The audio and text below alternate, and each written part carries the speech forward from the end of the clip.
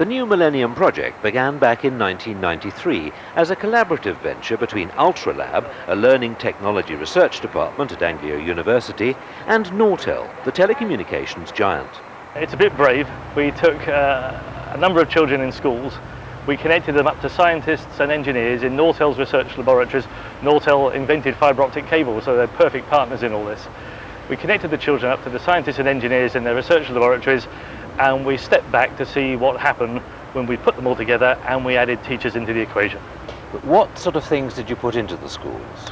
Oh, we put state-of-the-art as was technology in, with fast modems, good quality computers, a pretty powerful computer interface that allowed the children to exchange information and graphics and visual material, and also to chat online simultaneously.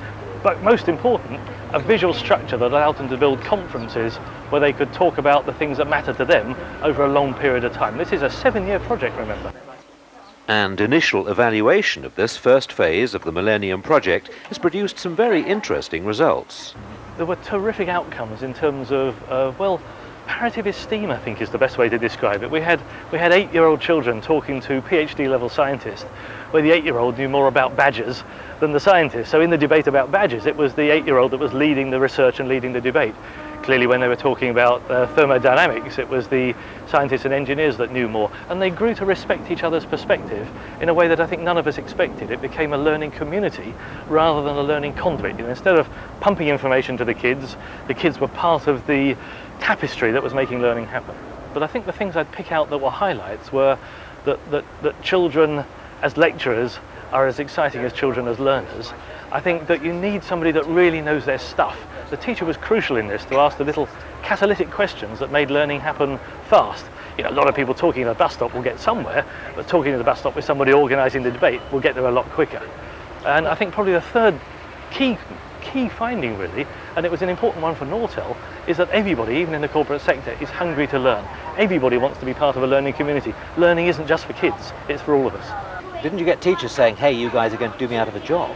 Well, teachers are worried about technology, I think, because they've heard a lot of nonsense talked about it. People suggest that a computer will become a surrogate teacher, that somehow in the CD-ROM is all the passion and delight that a teacher used to be able to bring into the classroom. And of course, that's not true.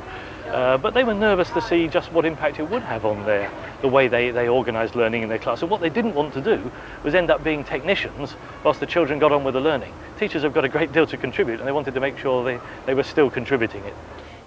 We've tested it out by supplying the technology and giving it to children through schools.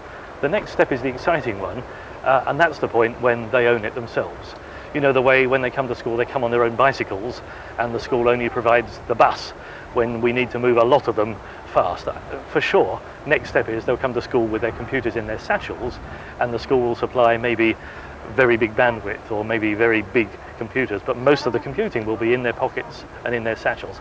At that point, the computer becomes as ubiquitous as the pen, and the things that children do with it become as exciting as the things that you and I did at school when we had pens.